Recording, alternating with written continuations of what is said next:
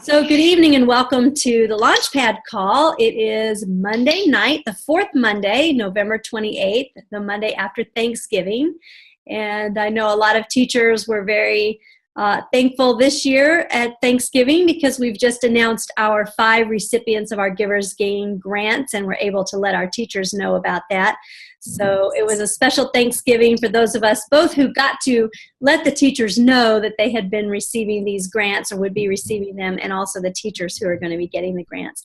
So the purposes of our Launchpad call is just to orient everyone who doesn't know a lot about Business Voices yet and is wondering what it's all about and how it works. We have 2 facilitators of the call tonight, and first with us is Glenn.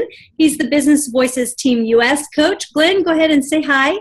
Hi, welcome to the Business Voices November call. We're glad you're here. And also joining us is, or will be, Jeff Stay. And I see Jeff's on the line with us now. Hi, Jeff. Hey, Jeff is our Business Voices International coach. I am here and excited to be here participating. It's great to have you here, Jeff. Really wonderful to have you on the call. So I just wanted to share briefly the focus of tonight's call.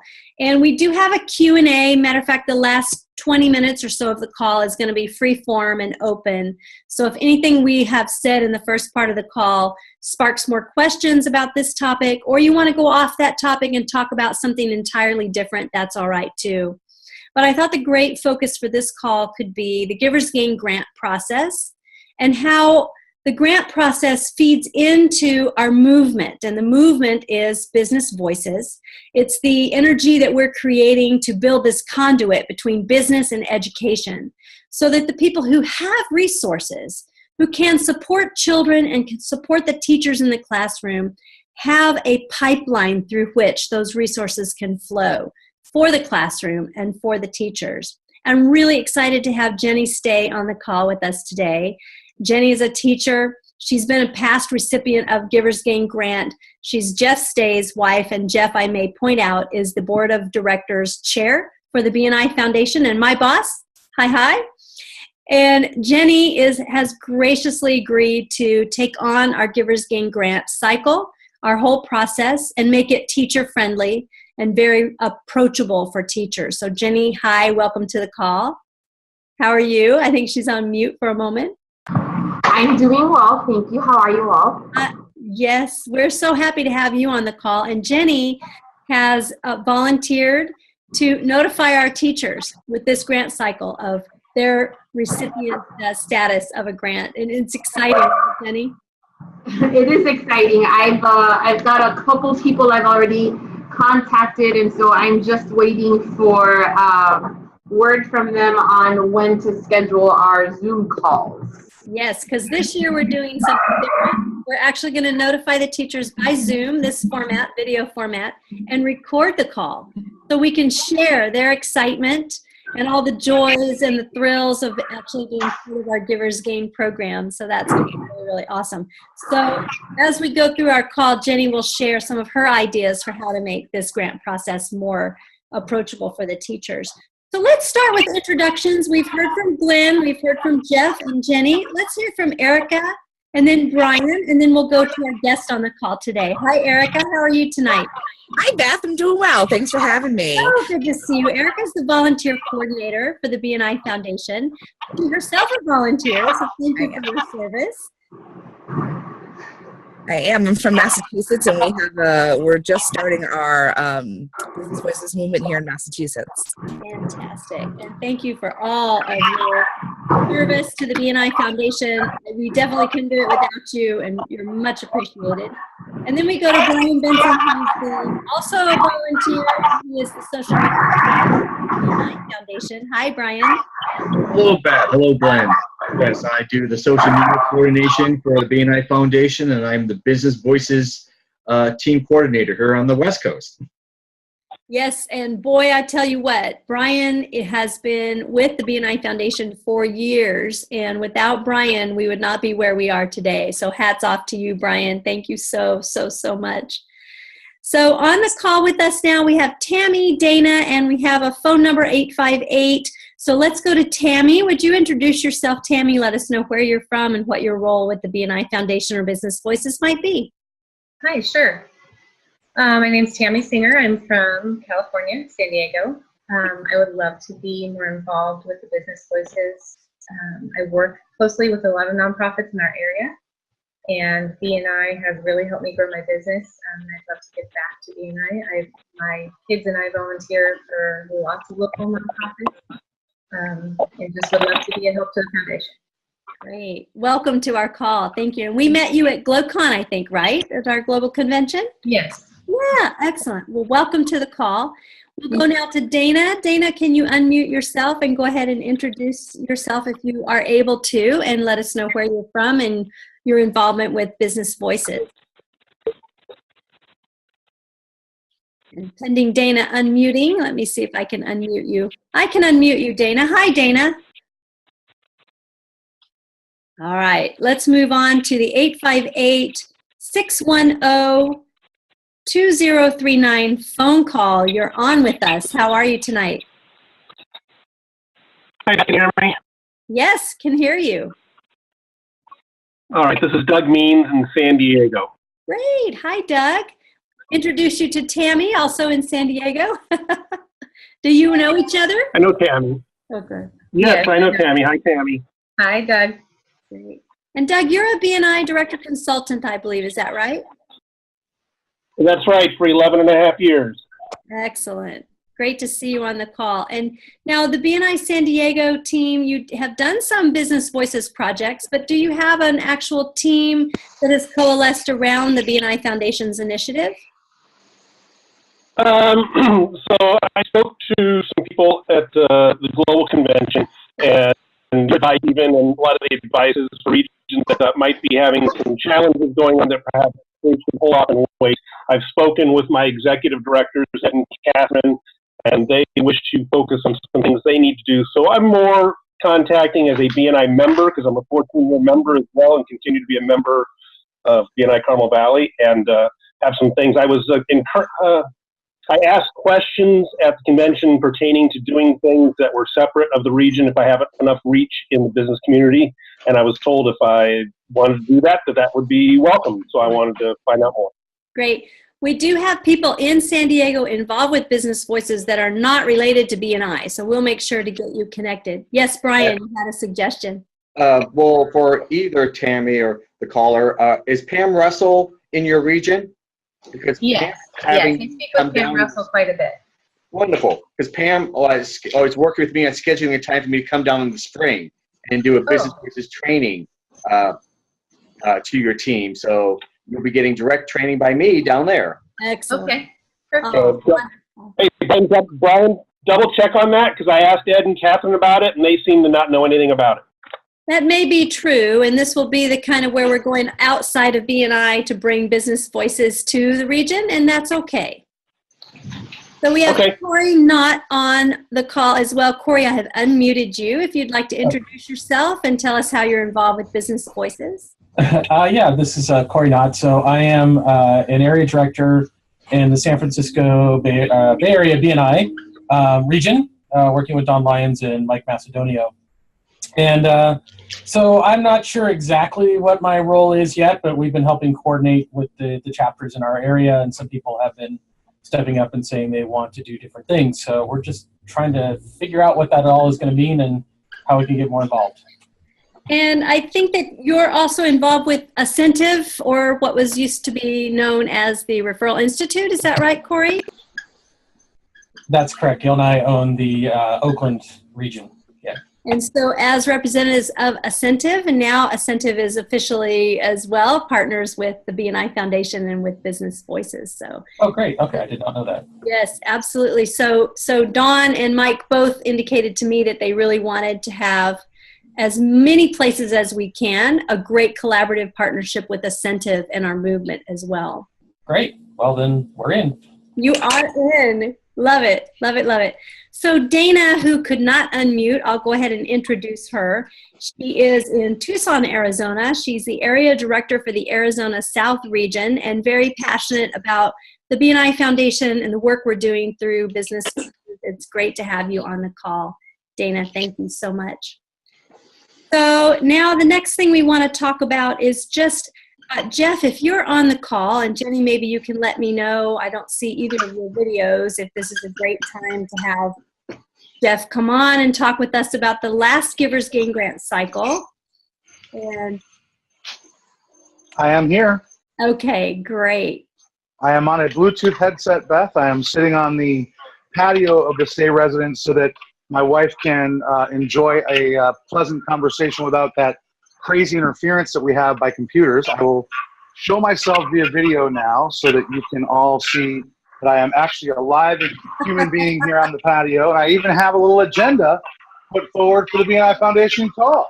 Awesome, fantastic. Well, take it away. And I know Glenn was part of the Givers Gain Grant review with the Business Voices Advisory Council. So I'd love to hear from both of you on how that went, what went into it, what were you considering, and you know, for those who are going to be doing Business Voices projects, what should they have in their minds when they want to refer a school to us for a grant? Well, that's an awesome topic for us to take on. How much time, Beth, would you like me to spend on this particular topic so that I know kind of how to trim my conversation and keep us on point? Well, I think an estimate of going till 7:30, and then we'll let Jenny talk just a little bit about how we're retooling the grant process to make it more approachable by teachers. Awesome. Okay.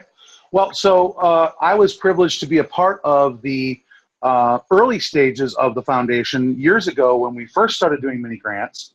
So I had a little bit of experience in having reviewed those for the foundation before I took on my role as chairman of the board that now looks after the advisory council that has that responsibility of fielding the submission requests from across the U.S.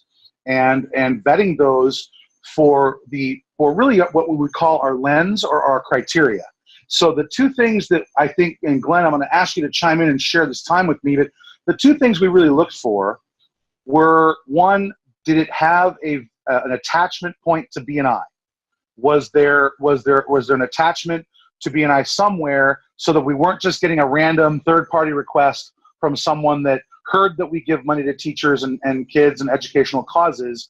And so that was, I think, criteria number one. Criteria number two was that we were looking for grants that were sustainable in nature, things that we could participate in and help them with that would survive this year and continue on year after year, bringing benefit to the school, to the teachers, and to the children. So we weren't really interested in partially funding projects. We didn't want to take on things that were difficult to measure. We wanted to be able to have a tangible something we were doing that if we went back to them in 6 months or a year from now, they could actually tell us what that meant to the teacher, what it meant to the kids, what it meant to the test scores, what it meant to the school. The last thing that I'll say before I let Glenn sort of maybe share a little bit on this process is I was very impressed, Beth, with how careful our advisory council were to vet every application, and they really spent time talking about what the request was. They looked at things well beyond the scope of what they were told in the overall application. They wanted to consider things such as, you know, if we didn't approve all of these grants in this particular cycle, could we then reserve some of those funds that are precious in the first place, that are hard to come by, and possibly do something different with them at a later point in time? So they were very careful and thoughtful not to just say, hey, we're having a money giving away spree here. They were very thoughtful. And I think the other thing I'll say is that they were also cautious not to let too many things come from within one region. So if a particular region, in this case my region, happened to have 2 submissions, they really gave that some thought to say, should we reserve our thoughts on this? Even though we like this submission, should we reserve our thoughts on this particular one and let's see what the other ones say and how we feel about them, so that in the event that we don't have the funds to approve all of them, we'll choose the best 5, 6 that we can choose and perhaps recycle that submission for the next grant cycle. So I was very impressed by the level of thought. It was Michael Gallagher, it was Mark Taylor, it was Sam Schwartz, and Glenn Coleman, who's on the line with us tonight. And they really gave this a lot of diligence, and I was very proud of how they were looking after sort of the authenticity of the submission. So with that, Glenn, I'll let you kind of maybe take it away for a minute or so, Glenn, and just share what your thoughts were, having been a member of the advisory council making that recommendation to the board, which, by the way, I'm proud, Beth, that the board accepted their recommendations without any further discussion. So, Glenn, maybe you could share a little bit about what it was like to go through those 13 submissions to come up with those 4 or 5 that we actually approved. Sure, you covered it quite well. What I discovered is that all of the advisory council tends to be overachievers. So we kind of went above and beyond.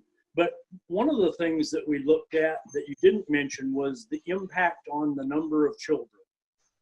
This was going to help 4 or 5 kids. Well, that's one thing. But if we can help 500 or 600 or the whole school, that's a lot greater impact. So bang for the buck kind of consideration.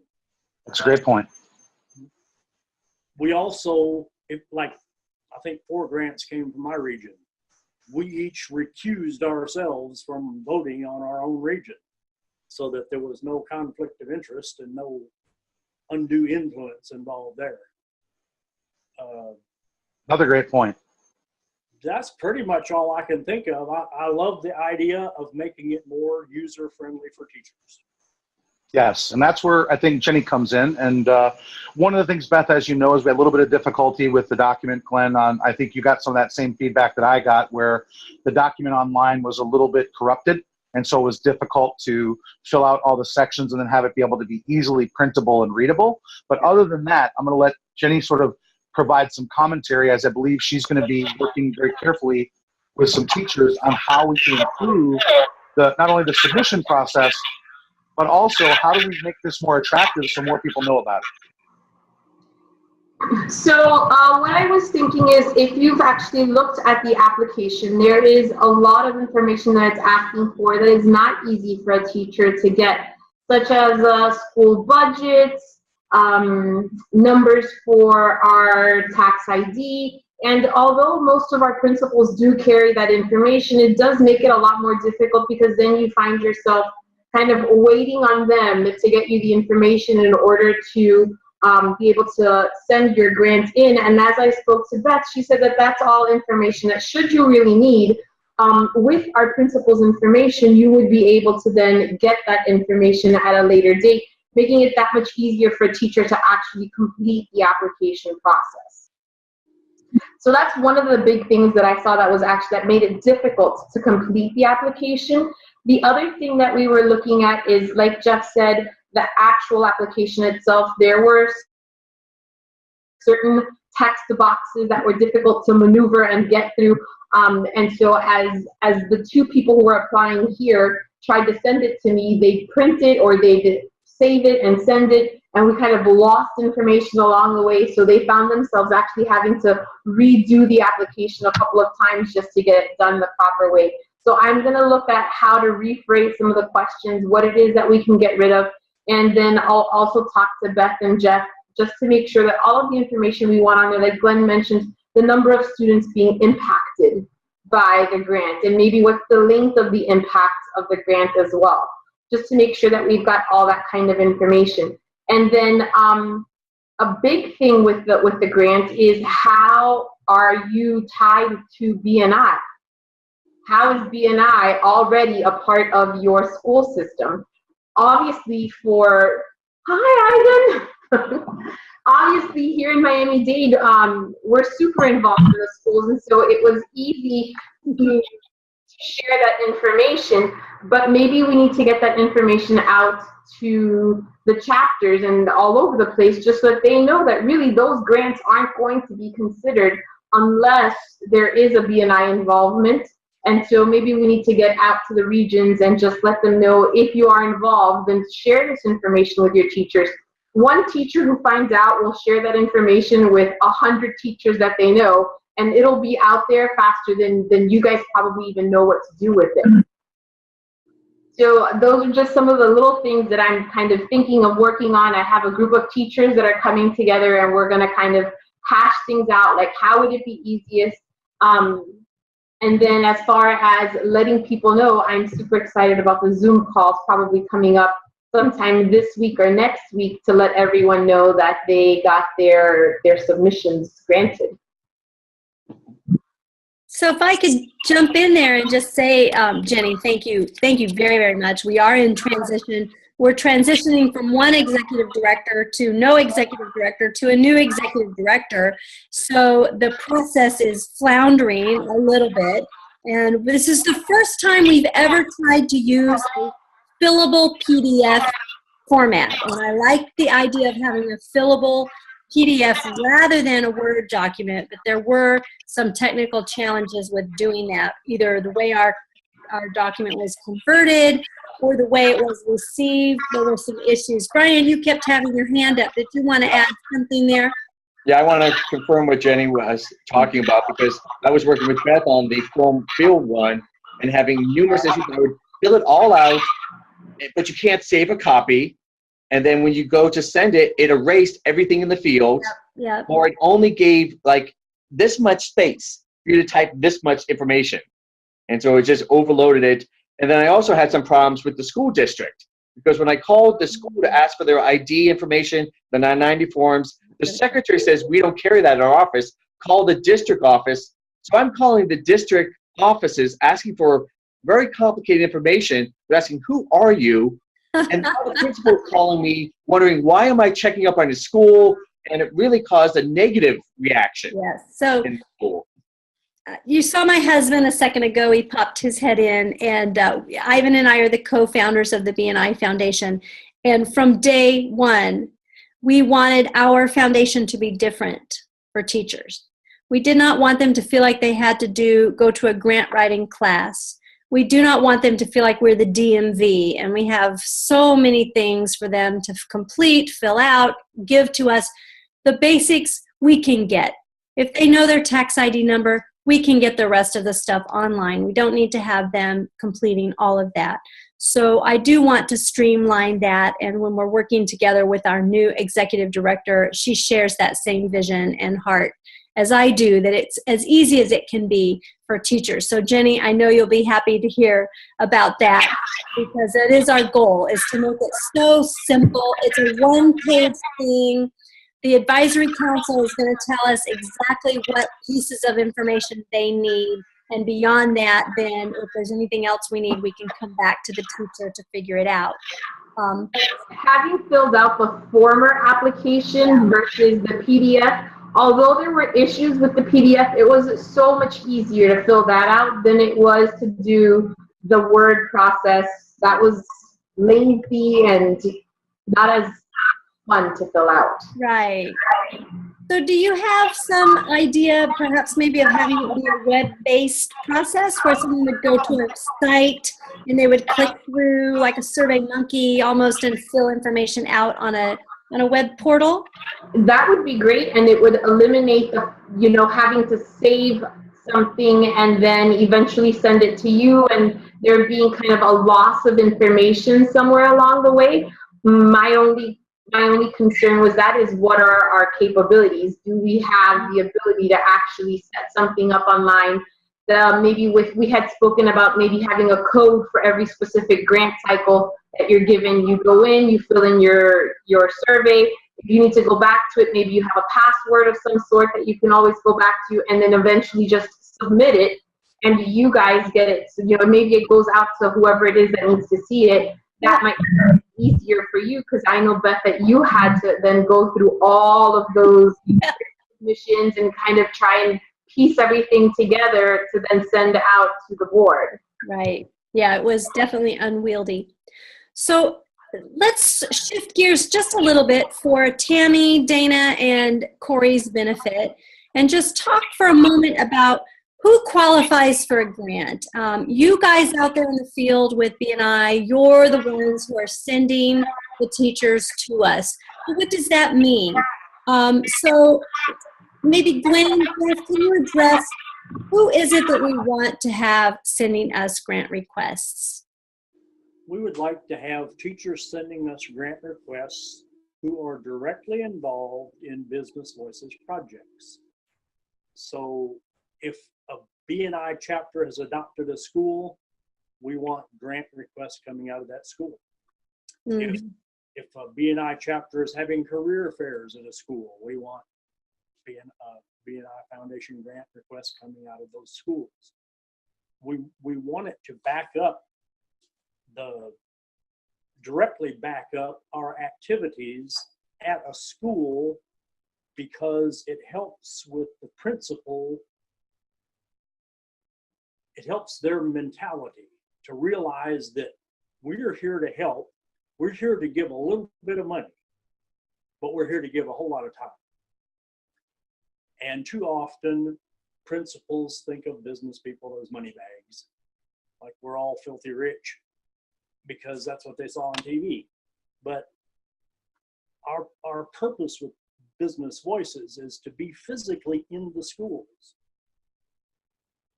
The grant can be an eye-opening experience for the principals and for the teachers as well.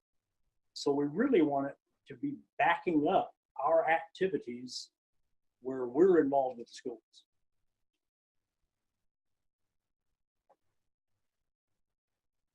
You muted yourself, Beth.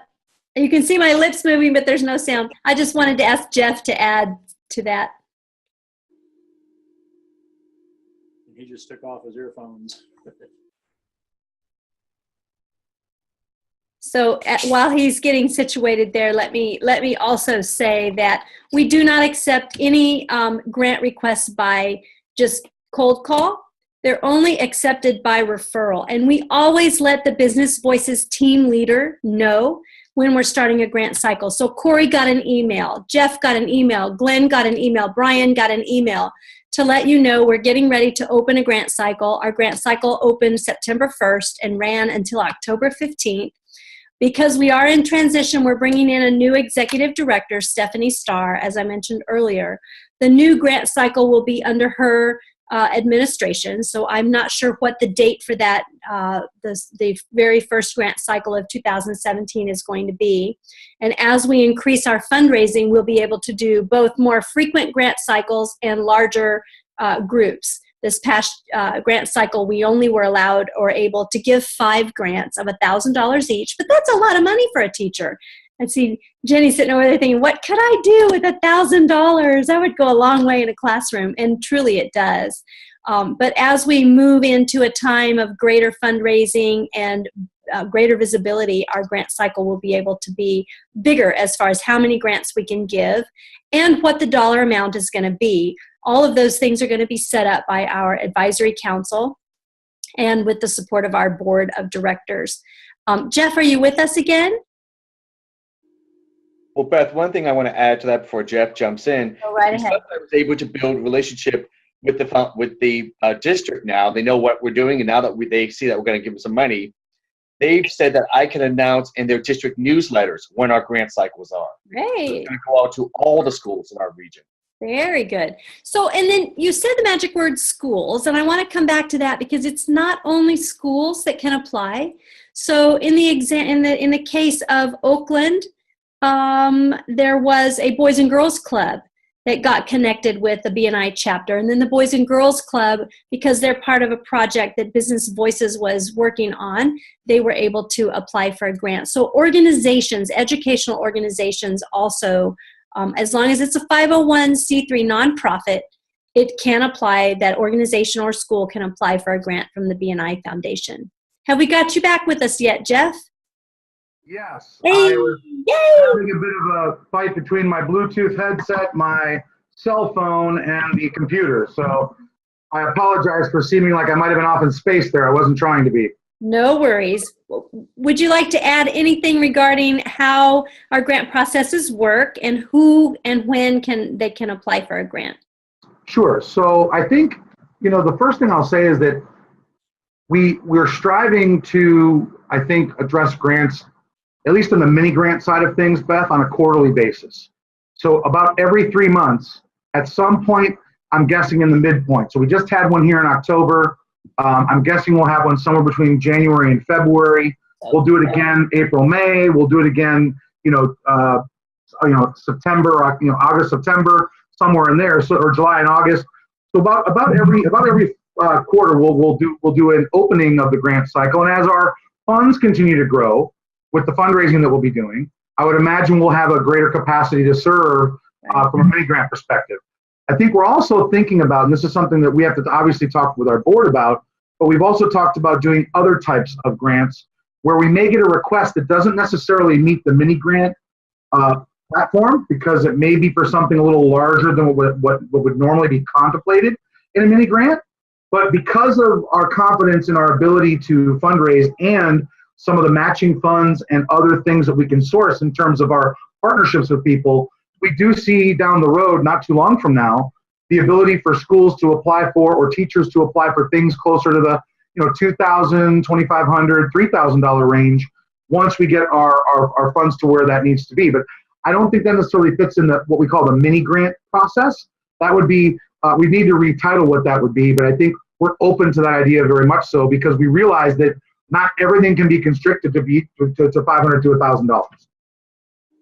I'd also say that Beth, you and Ivan have both been very generous from the Meisner Family Foundation. When you see something that really warrants that extra special attention and you really believe that it fits with what we're trying to do and we don't have a way to do it inside of the foundation, you might decide to participate from the Meisner Family Foundation. And I would say that we probably would see an uptick in those types of interactions as more foundations and people that we're close to get familiar with what we're doing. I think you're going to see a lot more activity in that level. For example, our franchise, and I haven't announced this to you yet, Beth, but our franchise is going to go through a quarterly review, and all of the chapters are going to make a decision as to how much they want to contribute to the foundation.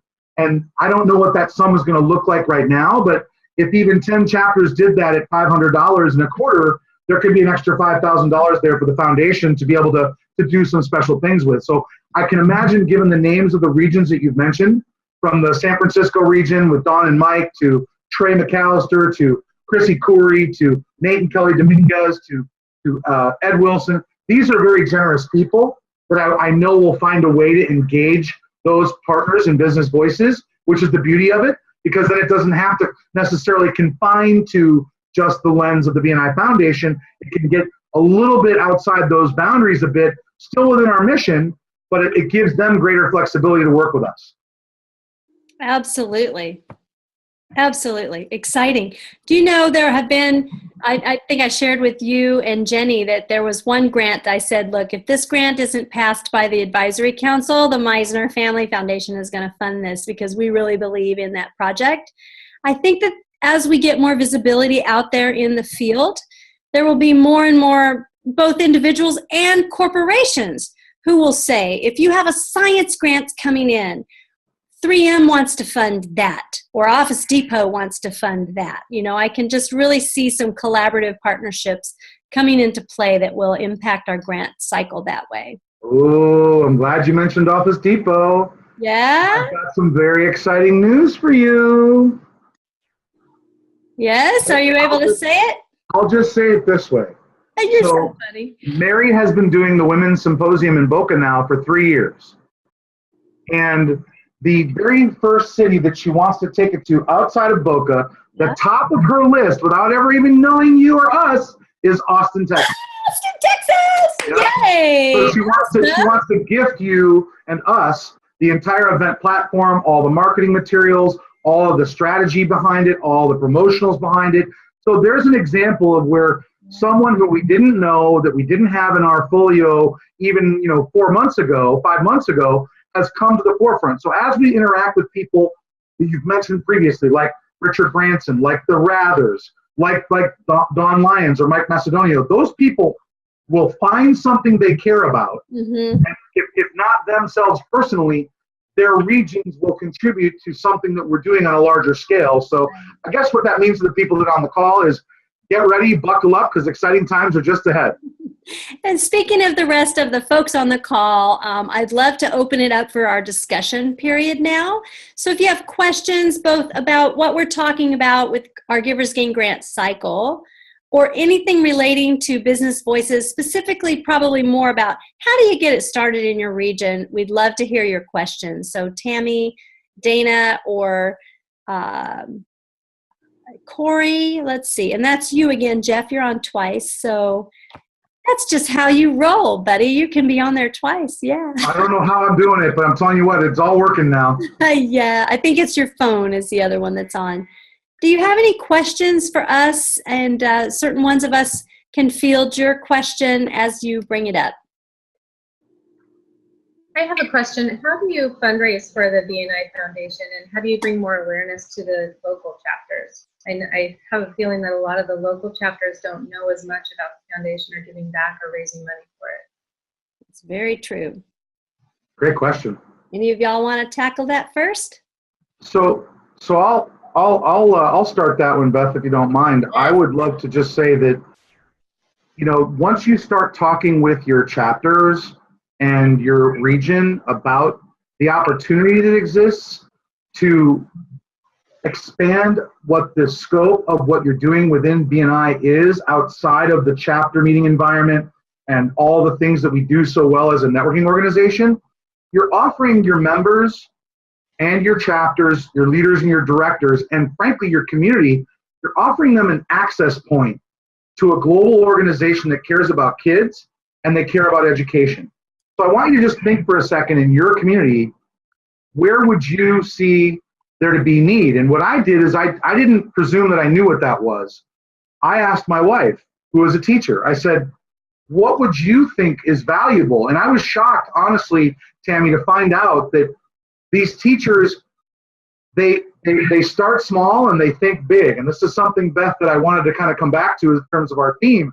Tammy, if you think of the smallest project possible, I'll give you one that really surprised me. We had a teacher that was spending a lot of money out of pocket to make color copies for their kids. So every time she wanted to make color copies for the kids, she was having to go down to the local Kinko's or what have you, or pay an exorbitant sum of money to get her copies in color. So when she was shopping with us at the shopping spree, an HP color laser printer was like $238. And she was afraid to ask for that. And when Beth said, well, how much is the printer? And she said, $238. She said, please, like, absolutely, that qualifies to be on the list. Go get two, right? So in our minds, I think because of the way that the rest of the world thinks of giving, we always think about what I call macro or maximum giving, right? Which are these big foundation grants for large sums of money. You can help a teacher with a color printer. You could help a teacher with a microscope for a classroom. You could help kids with backpacks, right? So there's all kinds of creative small ways to help kids. Beth, you'll be pleased to know that one of the countries we're not doing business in yet came to us and said, we'd like to do something around entrepreneurship. We'd like to give our kids access to our BNI members to kind of shadow them for a day or maybe for a week of their holiday to see what it's like to be a lawyer. What's it like to be a banker when they're at a certain age, so that they're actually able to see what a career path could look like, 3 or 4 years in advance of graduating from high school, so that when they're graduating from high school, they actually have a thought of, I'd like to be in finance, or I'd like to be in law, or I'd like to be in academia. So, Tammy, if you can dream it, we can definitely put our arms around it and support it, as long as we keep our focus on what the mission of the foundation is, which are going to be children and their related causes and education for children. And children go all the way up to 18, as you know. So it doesn't stop at the small kids. That's my thought for you. And by the way, if you surveyed your chapter, you surveyed the chapters you work with, if you surveyed some of your friends and their family, just ask, what does the community need that we might be able to help with, and then just let them answer. Yeah. That's great. Thank you. You'd be surprised how much need is out there, and they just don't know where to go because they've been told no, because all these other organizations give it such a higher level that you have to be like a professional grant writer to get anybody's attention. That's where we come in. Yeah. We're just real people helping real people. So, Brian, you're wanting to add something to the conversation. Yes, I believe Tammy's first question was, how does the foundation raise its money for the grants? And I want to go into that. It is all based on the BNI perspective of giver's gain. And tomorrow is an amazing day for the BNI Foundation because it is our first annual Givers Tuesday Fund Drive. So if you go to the social media pages, our Facebook page, from midnight to midnight, there will be posts throughout the day on how BNI members can get involved, or the community can get involved in giving their time, their treasure, and their talent. So we'll be asking people to give their donations. There'll be direct links for donations. There will be stories being shared of the grants. There will be stories from regions of how people volunteer their time to give back to the community, and how people are connecting with corporations to share their talent, schools ask for shoes for the kids. We connect with a shoe company. We now get shoes for the kids. So it's just using our time, our talent, our treasure is how we do things in the foundation. Going back to the members, we ask for grants. We have a monthly donor program Erica can help you get involved in, where people can sign up for a monthly donation. And we do fundraising at our BNI events. We just did an art auction, an international art auction, connecting artwork from all around the world. We learned a lot. We're going to do things differently in the future, but that's how we do our money. It comes strictly from asking. Tammy, Brian, I'll jump in on you. I'll jump in with you just for a moment. Tammy, I apologize, I didn't address that part. Brian's absolutely correct. Right now, all of the money that goes into the foundation is raised from one of really four sources. It's a member of BNI that decide they want to give. It's a director or an executive director owner, franchise owner that decide they want to give. It could be a national director of a country that decide they want to give, or it's friends and family of Beth, Ivan, and those of us in the foundation that just want to make a contribution. And so our award ceremony recognized many of those people, and many of those people weren't even people, they were regions. So regions have made the decision. For example, my region gives to the foundation. It's not any one person that's giving, it's the entire region that's made a decision to do that. But all of our money, Tammy, comes from within the network itself currently. And we also have a school class in Miami that is signing up to be a monthly donor, I believe. Right, Jenny? Yeah, I gotta let Jenny, you gotta take that one, Jenny. That was all your brainchild. Go ahead, honey. So I was so incredibly inspired while I was at conference that I decided that I wanted to be a superhero. And once I got to school and my kids asked me where I had been and what I had been doing, because I had been gone about a week and a half, I told them, and it occurred to me that they could be superheroes as well. So my students have agreed to pay $1 a month, and I will flip the bill for the rest of it, and we're going to be, Miss Day's 4th grade class will be superheroes, and then I'll cover it over the summer when they're not there, and then keep going with my next class next year. And so I'm hoping that that's an idea that'll catch on. My class actually benefits from a grant that I won a couple of years ago. How great would it be if schools that benefit from grants actually take the initiative to become a hero? We'd have schools all over, coming back and donating their funds to the foundation as well. And if a classroom of students in a Title I school can do it, why not a BNI chapter? I think with 7,600 BNI chapters, we are really put to shame by the students in the classroom who are willing to give. And we don't have even one single BNI chapter that's a monthly donor to the foundation right now.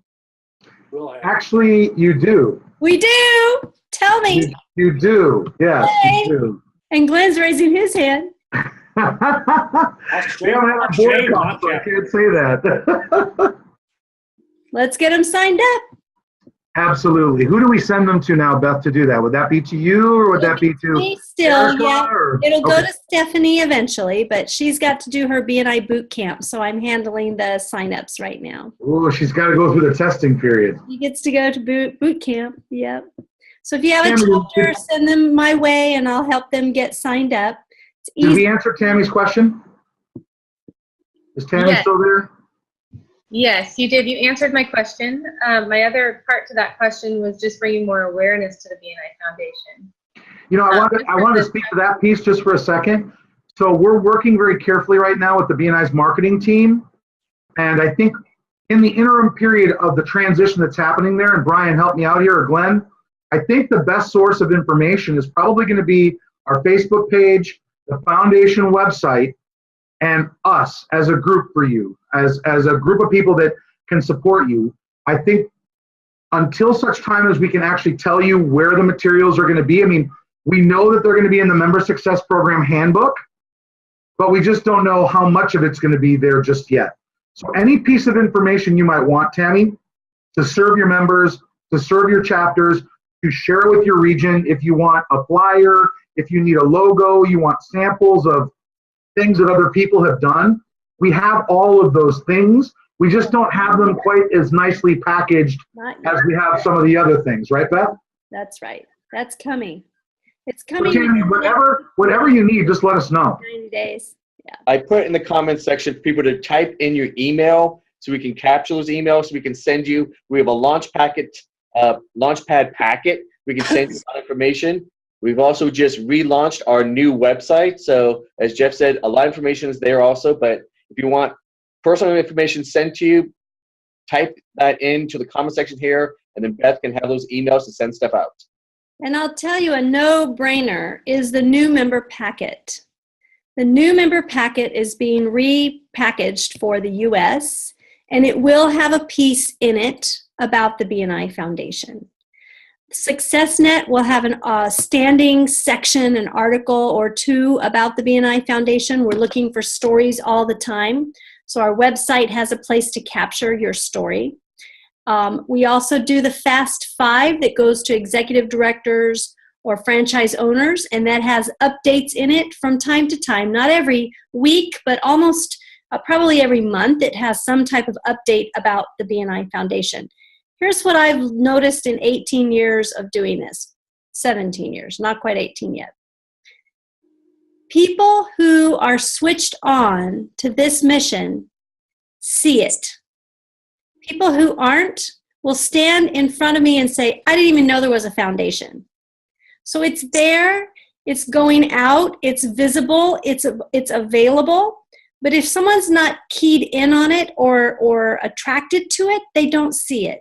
So our goal in 2017 is to stop being invisible and become very, very visible to everyone in BNI around the globe, not just in the US, because we have 5 BNI Foundation affiliates in other countries. We have 3 countries that are doing business voices that don't even have a BNI Foundation yet. So the visibility piece, we're very much working the VCP process, and the BNI Foundation is still in the V section of VCP. I anticipate that will grow, we'll breach the V area and go into the C area quite quickly now that we'll have a full-time paid staff member. We're a volunteer-run organization. We've had part-time paid people before. We had a very short interim executive director, but this will be the first time we've had a really professional, qualified foundation executive director who will put together a paid staff and a team, and you're going to see great things out of the BNI Foundation, far more than I could ever hope to do. So that's really exciting. How about Corey or Dana? And Dana, you sent me a great update, and I will get everything you have typed to me. We'll get that in SuccessNet. You're doing some really exciting things about gift cards and students for the holidays and what you're announcing at your leadership team forum. So I'll get you connected with Eden and with Brian Watkins and Brian Benson so that can get more visibility. But what about you, Corey? Do you have a question for us in the last remaining 8 or 9 minutes of our call? No, I was just here to gather information, find out what's going on, and start to ideate our own areas of things we can be doing. Okay, great. Well, let us know along the way. Brian Benson's not too far from you, and he's definitely available to you. I'm his Brian mentioned Pam Russell. Corey, this is Jeff speaking, and thank you so much for joining us. I had a wonderful conversation with Ed Wilson and Catherine Lodel when I was at Global Convention. I also had the chance to speak quite extensively with Maria, who's one of your directors there, Maria Pena. I can't remember if it's Pena Morales. Maria Pena Morales.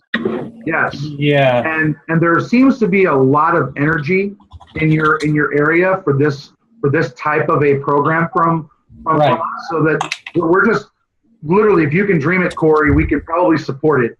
So let us know what you need and how you need it, and we'll knock down walls to make sure you have it. Sure. Yeah, I think I think one of the things that about our region that's maybe a little different is we're actually 3 kind of separate, maybe even 4 separate regions. So, with Don and Mike, the main region is what we call the North Bay. There's a Contra Costa, there's Alameda and South Bay, and they're all very large, well-populated areas. So Gail and I are focused mainly on the Alameda County area. We have about 11 chapters, and a lot of people, and it's very education oriented. The local chamber, the Oakland Chamber, is one of the largest in California, and is a huge focus on education right now. And so I'm just looking to get some chapter coordinators involved so we can come up with some ideas and figure out how to make this all work. So I guess what I'm trying to figure out is, and just getting from this call today, is how to use the branding, how to do some fundraising, and then how things get directed. Well, Corey, I can assist you with that because I'm here in Sacramento. I'm less than an hour away from you guys, and I work very close with Don and Mike, Susan Swartz, with the Backwood Girls Club, and so I'm here to help you. I'm only an hour away. Yeah, I see Susan a lot, and Erica Gimbel as well. So I just happened to notice, Corey, that you're in the Northern California region. I apologize. I was speaking about San Diego when I realized. Oh, okay. I was like, who are those people? But okay, we have a lot of directors here. I apologize, but nonetheless, I mean, you couldn't have 2 more philanthropic and generously minded people than Don and Mike, and that includes Trey and many of the team members you have up that way. So you've got a good base of support to work from. And to the chapter coordinator idea, it's really just a matter of finding people that have a passion around kids and educational causes and asking them what you could do to help. What would they want to do if BNI's Foundation and the Business Voices Initiative could help them? What would it look like? And again, it doesn't have to be anything too fancy. It doesn't have to be anything too big. It's just start small, think big. Yeah. I just got an email from a group in area called Linked Learning, where they bring they're bringing industry to classrooms so they can get these high school kids mainly into vocational type of programs. Yeah, so I've been through our leadership program here in Oakland, and pretty well connected. So it's marshaling resources in different directions. And And one thing too, Corey, is I'm going in 2 weeks down to the San Francisco region, talking there, and actually building a relationship with Silicon Valley. They've invited me to go with them to some of the big end Silicon Valley companies, so we can get some computer supplies and that type of stuff. Is that BNI?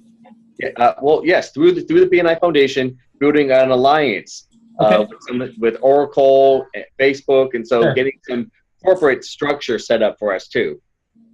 If there's anything that you're going to that you can invite me to, let me know so I can at least follow along. Okay. Wonderful.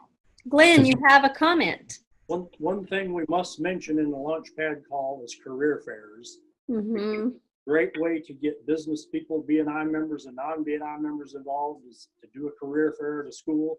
It's also an easy way into the school. And I have now been forced to put into writing how to do a career fair. It's only a 2-page and a half, I think, because an effective career fair is very, very simple. Adults tend to want to make it elaborate, and they call it fun for kids, but it's very, very simple to do, and it's easy to coordinate. Yeah. Wonderful. Well, we look forward to getting that. When do you think you'll have that ready? It's ready. Oh, I had to share it. I had to share it with a director in Asheville, so I had to put it up. Well, shoot it over and let's pretty it up and put it out there for everybody. Yes. So we're coming up to the end of our call, and I just want to make sure everyone has had their questions answered. It's been a great call, you guys. Thank you so very much. I somehow knew that this call after the GlowCon would be a great call, but it's exceeded my expectations, and I'm very, very grateful. We have recorded it, so we'll be sharing the link for the call, and other people who weren't able to be on it will get this really invaluable information.